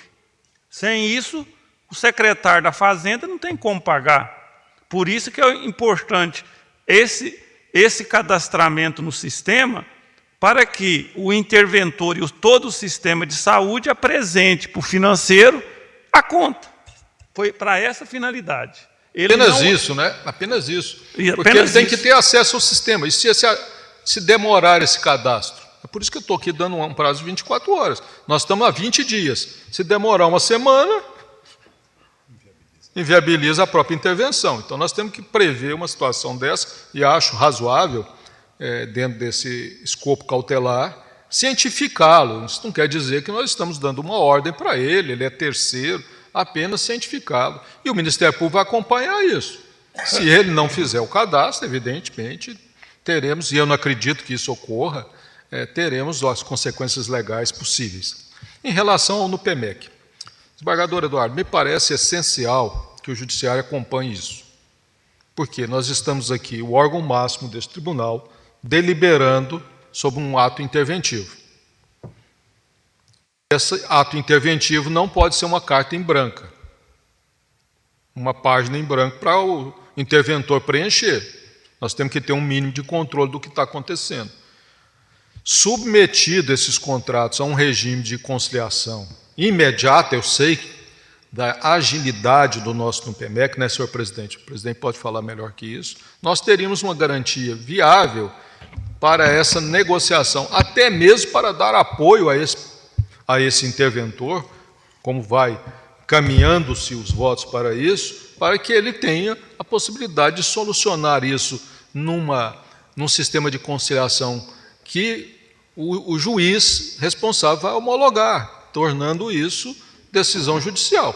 É isso, senhor presidente. Inclusive, desembargador Jerônimo, colegas, eu já conversei aqui, se for o caso de uma decisão nesse sentido, com o doutor Leones, que é o nosso coordenador excelente, excepcional do NUPEMEC, e o Tribunal de Justiça bate recordes e recordes no Brasil inteiro sobre mediação e conciliação. Ele já está organizando, já tomando as providências, se for aprovado aqui, o interventor e a estrutura municipal terá 24 horas o NUPEMEC à disposição para fazer essas mediações. E como eu disse, e o desembargador Jerônimo foi muito feliz na sua proposição, porque o interventor vai receber uma pressão tremenda dos credores, tremenda, com contas do período passado que ele não participou, ele e a sua equipe. Ele, como designado pelo governador por ordem, mediante autorização ou acolhimento do pedido de intervenção do tribunal, ele não pode simplesmente pagar a conta. Ah, mas ele é o responsável. Mas vai restaurar depois, fala, olha, o judiciário, com apoio do judiciário, colocou o interventor que está pagando a torta direito aí. Ah, e vai ser responsabilizado depois, o dinheiro já foi. Então, por isso que é importante, com a participação, doutora Fabiana, do Ministério Público, nessa mesa, né, desembargador Jerônimo, com a participação do Ministério Público, né? Também é uma faculdade, né? Nós não podemos obrigar a conciliação. Sim, se claro. ele entender de não submeter, isso é facultativo, né? O que o Judiciário está fazendo aqui é colocando um instrumento eficaz, diamante, né, senhor presidente? Comprovado nacionalmente que é eficaz, e à disposição dos interessados para uma possível conciliação, que pode ser provocado, inclusive, pela empresa credora. Sim, claro. Não precisa ser necessariamente o interventor submeter lá. O que nós estamos aqui apenas indicando, o desembargador Reinaldo me fazia essa ressalva, é que não se pode impor a conciliação. Ela é uma faculdade. E aí, desembargador Jerônimo, colega, se o interventor entender depois, não, essa dívida não existe, não deu acordo, ou essa dívida é 30%, não deu acordo, vai para a justiça e vai para precatório. Né? Então, o desembargador Eduardo já concluiu, desembargador Eduardo, com essas observações? Sim. Eu, diante desse juízo prudencial apresentado pelo relator e desse respaldo administrativo da presidência, eu acompanho. Pois não. Desembargador Fernando Vigiano. Fernando Vigiano é um homem branco, de cabelos lisos e grisalhos. Senhor presidente, boa tarde a todos. De início, cumprimentar o nobre relator pela fundamentação do seu voto, que de fato traz à luz aqui a questão emblemática que nós hoje nos debruçamos, que é realmente o princípio da dignidade da pessoa humana. Aqui, como é sabido, se trata de um valor universal. Universal porque em toda e qualquer coletividade ela deve ser respeitada. E chega em Wolf Starlet a dizer até mais, que mesmo aquele que já perdeu a sua dignidade, perdeu a consciência, a dignidade dele deve ser respeitada. E nesse caso aqui, Vossa Excelência muito bem pontuou, até mesmo porque na brilhante petição trazida pelo Ministério Público, da Lavra do Procurador-Geral, auxiliado, claro, pela nobre Subprocuradora-Geral de Justiça para Assuntos Jurídicos, verifica-se a situação caótica que se encontram as unidades hospitalares. Isso é uma questão cara para mim. Todo mundo sabe, do meu berço, metade do meu berço é médico, da outra área jurídica. E essa área médica, quando a gente vê o socorro solicitado pelos próprios servidores, como Vossa Excelência muito bem pontuou, a questão que vem sido rotineiramente exposta na mídia, de que há falta de atendimento e que isso, ao final do ano, vai de fato agravar, eu também concordo que os 20 dias não são o ideal, mas um dia que fosse, seria necessário para tentar se reverter esse quadro que me parece que a administração atual não consegue lidar com ele mais. E isso é notório à medida em que se nomeia uma secretária nova, após a prisão do anterior secretário, e ela, com uma semana apenas de gestão, ela joga a toalha. Fala, olha, é impressionante. Eu passei uma semana vendo pessoas morrerem e não tem recurso para nada. E em uma semana, a situação foi bem pior do que ela encontrou. Então, de fato, a gente tem que tentar, então, reverter. E é, então, principalmente fundado nessa ideia de que a dignidade da pessoa humana ela deve ser respeitada, não é um ato de generosidade, mas um dever de solidariedade. É por isso que eu acompanho na íntegra o voto de Vossa Excelência e entendendo que, de fato, essa medida excepcionalíssima ela é fundamental no estágio em que a capital que hoje se encontra. É por isso que eu voto acompanhando o relator, senhor presidente. Pois não, desembargadora Cirlei. Cirlei é uma mulher branca de cabelos castanhos e longos. Boa tarde, senhor presidente. Em nome de quem eu cumprimento todos os presentes, parabenizo o relator pelo voto e gostaria apenas de fazer um comentário. A ideia de colocar o núcleo de conciliação do Tribunal de Justiça à disposição é totalmente em consonância com o que prevê o CNJ na Resolução 125, que está em vigência desde 2010, sendo atualizada regularmente, com a ideia de se conseguir soluções mais rápidas e evitar a judicialização. O que pode acontecer, se eles tiverem interesse, é a conciliação pré-processual, que pode, inclusive, evitar processo para o judiciário. Então, parabéns por essa providência. Eu acompanho integralmente. Desembargadora Beatriz. Beatriz é uma mulher branca de cabelos curtos e castanhos. Quanto à medida interventiva, eu acompanho, até porque no plantão eu recebi por distribuição os HCs, né, do secretário de Saúde e demais servidores da pasta. Agora, eu confesso que eu fiquei preocupada como o desembargador Eduardo, porque o processo interventivo ele é excepcional, é grave. E essa situação é gravíssima. Exige realmente intervenção.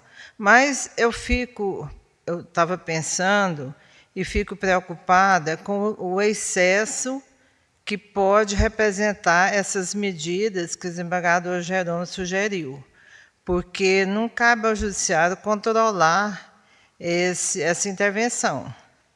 Apenas decreta ou não, né? Aceita ou não, rejeita. Para o momento, para a situação, parece adequada. Mas, como eu funcionei nesses processos interventivos, já tem 24 anos que eu vim do Ministério Público, realmente não sei esse processo hoje, como é que está sendo desenvolvido na prática. Hoje nós temos esses órgãos de mediações aí que têm uma força muito grande e representam muita diferença em todo o procedimento. Eu vou acompanhar o desembargador Jerônimo, mas eu estou preocupada com essas medidas a serem, pelo que eu entendi, a serem ditadas pelo Judiciário.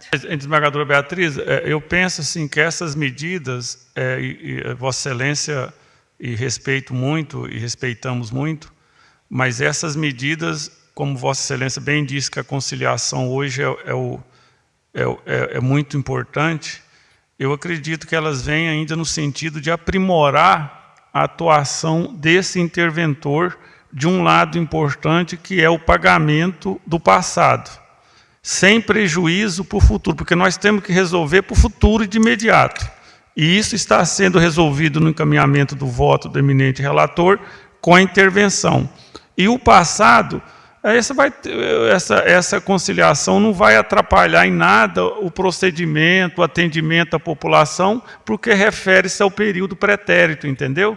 Eu acho que é um aprimoramento da decisão do tribunal, se for nesse sentido. Senhor presidente, eu posso prestar um esclarecimento? Pois não. A priori, eu tinha a mesma preocupação de Vossa Excelência, desembargadora Beatriz. O Judiciário, no pedido interventivo, e não há requerimento do Ministério Público, eu estou usando aqui o Poder Geral de Cautela em relação a isso, o Judiciário está limitado a prover ou não o pedido interventivo. Só que nós não podemos fugir dos escopos legais, porque o sistema jurídico ele traz algumas complexidades e responsabilidades para os agentes políticos que atuam no judiciário. Nós somos agentes políticos. Por isso, a dimensão política de uma decisão dessa.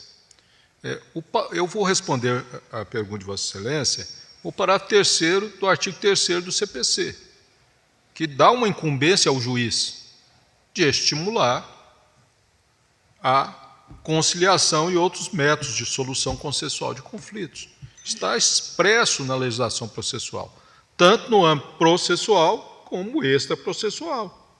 Então, aqui, numa decisão dessa natureza, isso pode ser inédito, eu concordo com Vossa Excelência, disponibilizar essa estrutura não afeta o poder decisório anterior, ou seja, uma coisa não está vinculada com a outra. Isso pode não constar do voto, pode constar numa deliberação da ata do tribunal também, mas eu entendo a preocupação de Vossa Excelência, mas a legislação permite, a resolução citada pela desembargadora Cirlei permite e incentiva que o juiz, nesse sistema, estimule a conciliação, e é simplesmente isso que estaríamos fazendo.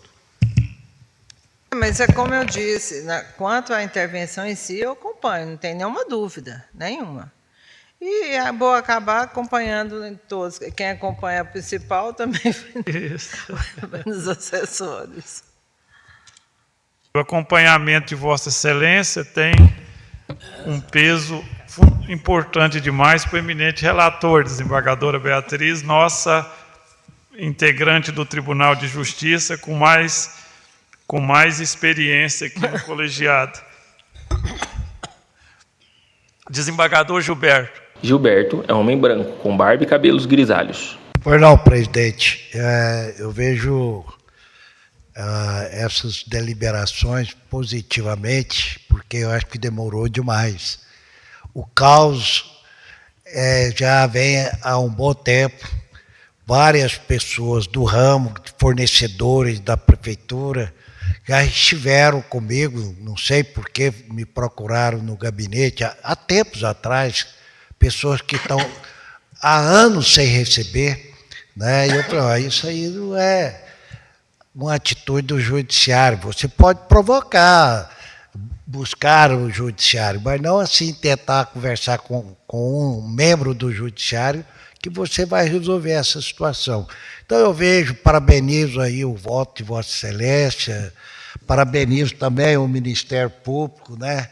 Então é assim que a gente pode atender esse reclamo de tempo, já por demais passado da hora, dos fornecedores, alguns falando até da possibilidade de cortar totalmente o fornecimento, né? Mas eu até desestimulei, falei, não, continua, porque mais cedo ou mais tarde a solução virá. Então eu fico até com a alma lavada, porque assim falei e agora assim será, né? Então, presidente, resumindo, eu acompanho o relator fazendo o elogio que todos nós estamos fazendo, como também o Ministério Público pela atitude tomada. Desembargador Quisleu. Quisleu Dias é um homem branco de cabelos grisalhos.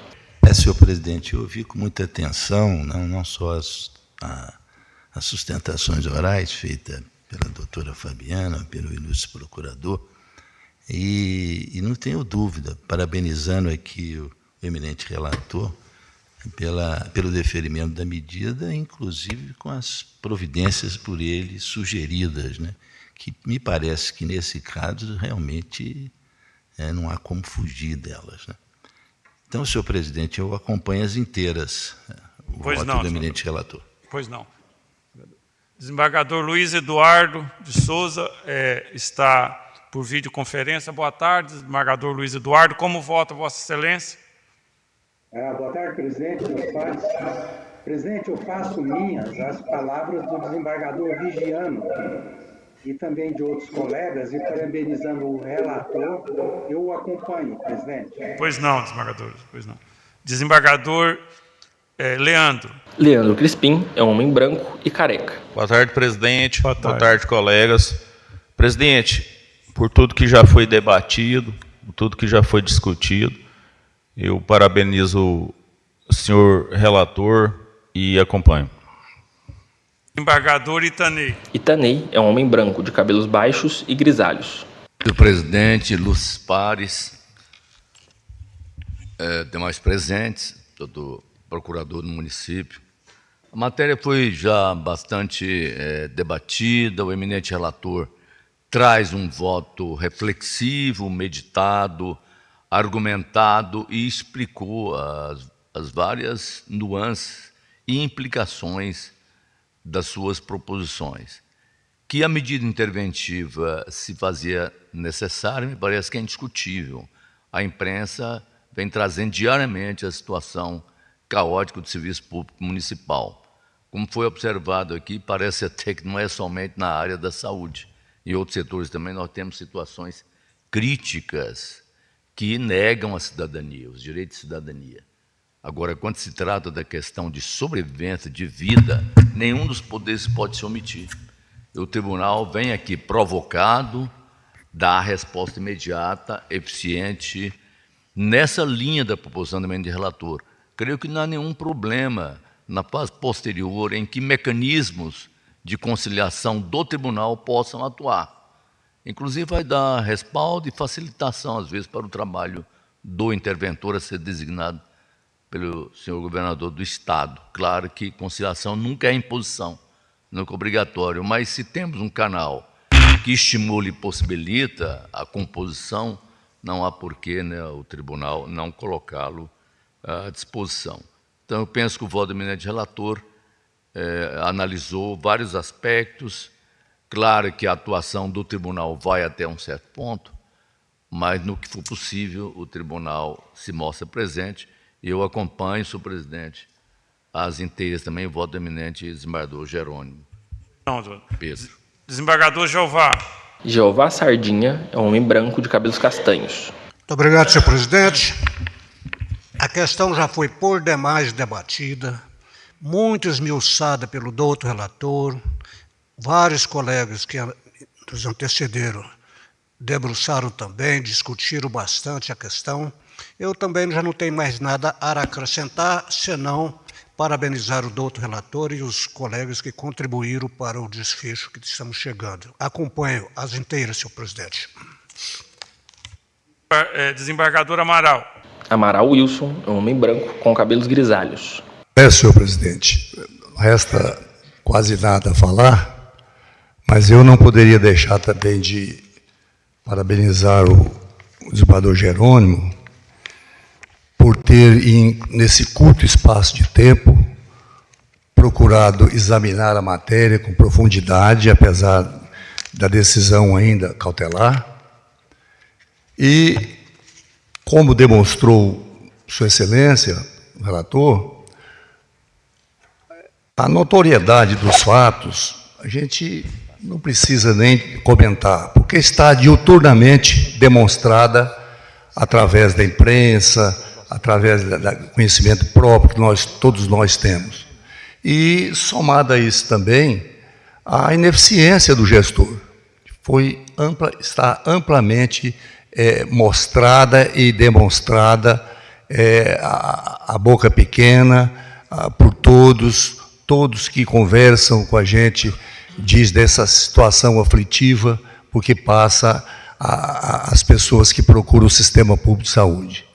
É uma violação, está havendo realmente a violação, como diz o nosso colega, vigiando, está demonstrada a violação à dignidade da pessoa. O senhor relator também bateu nesse ponto. Portanto, senhor presidente, esse pedido interventivo, a meu sentir, sem qualquer dúvida, ensejador do deferimento, como fez o senhor relator. E, portanto, eu o acompanho. Desembargador Paganusso está de férias. Desembargadora Elizabeth. Elizabeth é uma mulher branca de cabelos castanhos e volumosos. Obrigado, senhor presidente. Eu cumprimento antecipadamente aqui o doutor José Isse e a ilustre procuradora de Justiça pelas brilhantes sustentações orais que nos trouxeram grandes subsídios para essa decisão. E eu não tenho dúvida alguma em acompanhar o relator, porque entendo que ficaram bem demonstradas a fumaça do bom direito e o perigo da demora, né? A fumaça do bom direito pelo cabimento dessa medida extrema, né, de afastamento da autonomia política municipal do município de Goiânia,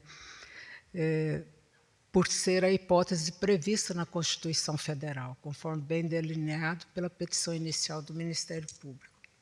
E também a demonstração do perigo da demora, porque aqui envolve a saúde do cidadão, né? A saúde do usuário do Sistema Municipal de Saúde do município de Goiânia. Daí porque eu, cumprimentando o eminente relator, eu acompanho as inteiras do seu brilhante voto. É como voto, senhor presidente. Pois não, desembargador Elizabeth. Desembargador Nicomedes. Presidente, sem maiores delongas, eu acompanho o relator. Desembargador Anderson. Anderson Máximo é um homem branco de cabelos lisos e grisalhos. Boa tarde, presidente. Boa tarde a todos os pares. Quero cumprimentar a ilustre representante do Parquet, doutora Fabiana, doutor José Isse, o doutor Rafael Arruda, que se encontra, né, no plenário, o Procurador-Geral do Estado.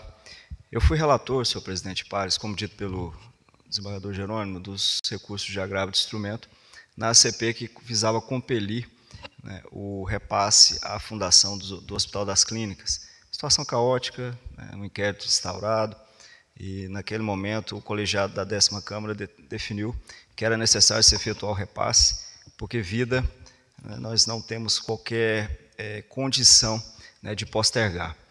Haviam situações relatadas de extrema gravidade, então e pelo que foi posto e que consta dos autos, né, a decisão judicial não surtiu o efeito almejado.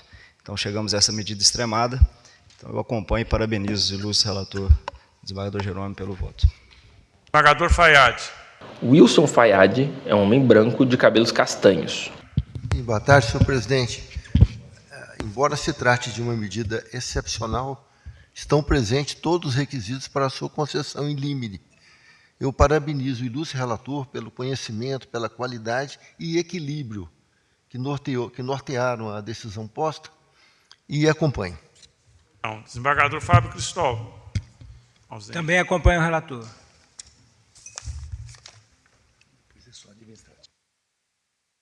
Desembargador Fábio, eu estou aqui.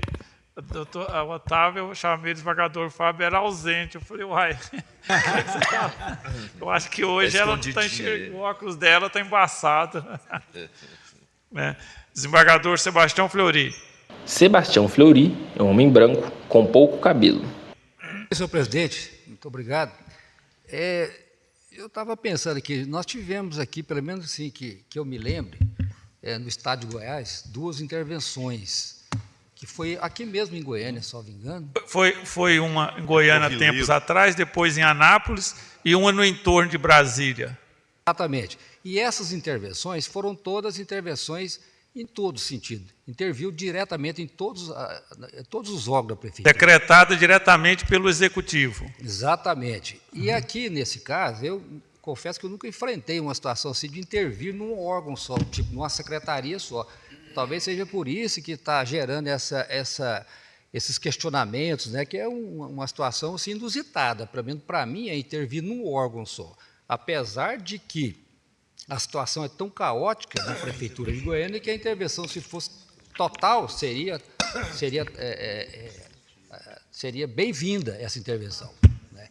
Eu, particularmente, acho que 20 dias não vai resolver muita coisa, mas, enfim, se deixar esses 20 dias, como foi dito aqui, salvo engano, pelo desembargador Marcos, né, 20 dias para quem está na praia não é nada, né, mas para quem está morrendo na fila lá do SUS lá, é muita coisa.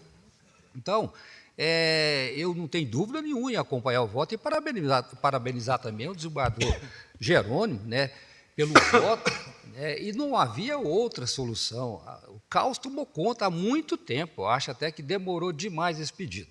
Por isso que eu acompanho as inteiras o voto do nobre desembargador Jerônimo. Pois não. Desembargador Reinaldo. Reinaldo é um homem branco de cabelos lisos e grisalhos. Muito obrigado, senhor presidente. Senhor presidente, nós estamos fazendo aqui adiantar no tempo do processo os efeitos sociais da própria tutela. Quer dizer, não tem nada de tutela cautelar aqui. Né? É uma confusão muito grande quanto a isso. A preocupação que eu tinha era se nós estaríamos extrapolando aí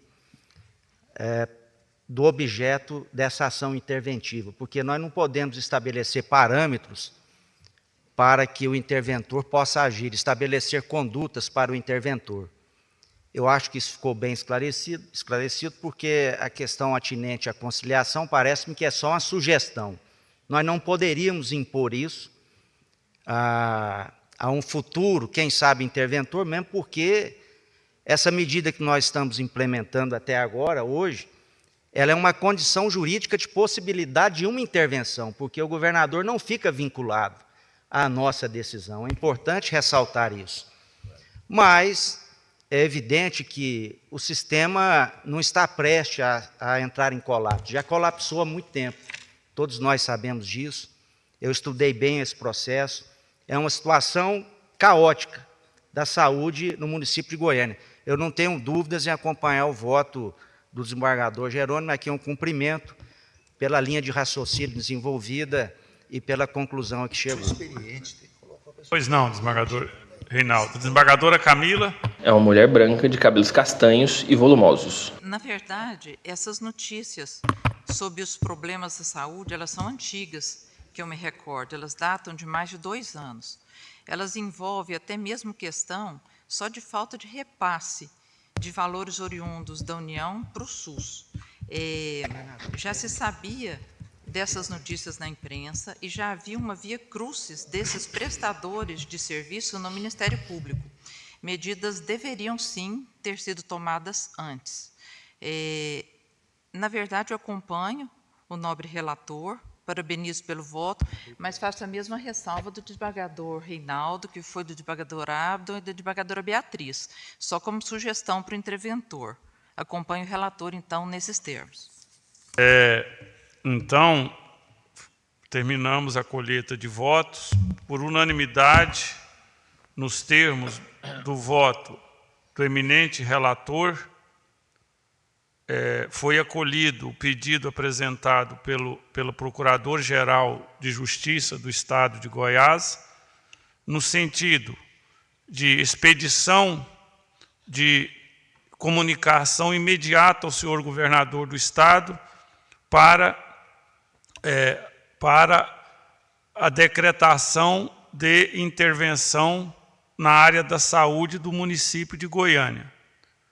Eu observo aqui, e pelo que eu notei do voto do eminente relator, não há nenhuma condicionante para o interventor, não foi estabelecido condicionante para o interventor exercer o seu ofício, a sua obrigação.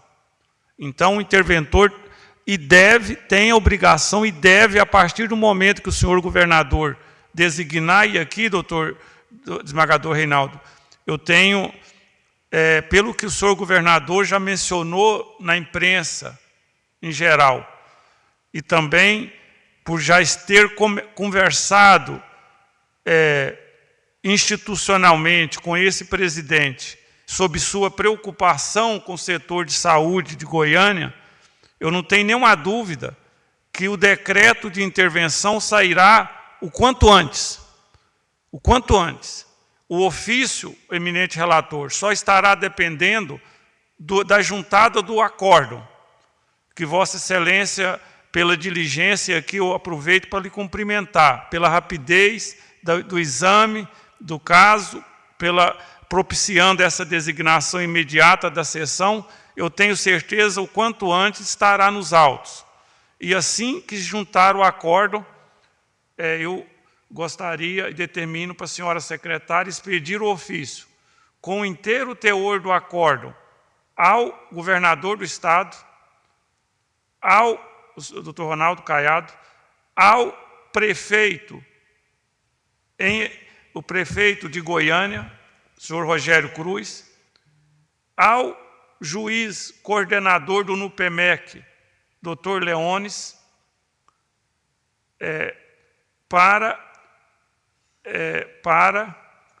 dando conhecimento dos termos do acórdão aqui deliberado, o senhor procurador-geral do município, logicamente que receberá também e estará no sistema, nos autos e terá todo acesso, mas pode também colocar o nome aí do senhor procurador-geral e também do procurador-geral de Justiça do Estado de Goiás, procurador-geral do município, procurador-geral de Justiça do Estado de Goiás. Essas medidas, e também para o secretário das Finanças de Goiânia, para imediato, nos termos do voto do relator, para imediato cadastramento do nome do interventor e daqueles por ele indicados, para comunicação de despesas a serem cobertas, pagas pela Secretaria da Fazenda, e ao senhor interventor, oportunamente nomeado, ou interventora, o NUPEMEC estará à disposição para, quem sabe, discutir e agilizar esses pagamentos do período pretérito, inclusive, como o tempo já está acabando o ano, certamente o novo secretário de Saúde, a partir de 1º de janeiro, poderá fazer uso desse NUPEMEC também. Certamente, nesse resto de ano, não vai ser possível fazer a composição ou pagamento dessas dívidas todas, é impossível, o tempo é curto. Pode começar sim, e deve começar, mas não, certamente vai ser um tempo muito curto para sanar toda essa situação passada. Então, o Judiciário fez sua parte, agora a incumbência estará com o chefe do Poder Executivo do Estado de Goiás. Agradeço a todos que participaram do julgamento, a senhora doutora Fabiana Zamalhoa, que aqui representa a outra Procuradoria-Geral de Justiça, o doutor José Carlos Isca, que representa a Procuradoria-Geral do município de Goiânia, e aos colegas que participaram. Então, declaro encerrado essa fase judicial da sessão e passaremos agora para a fase administrativa.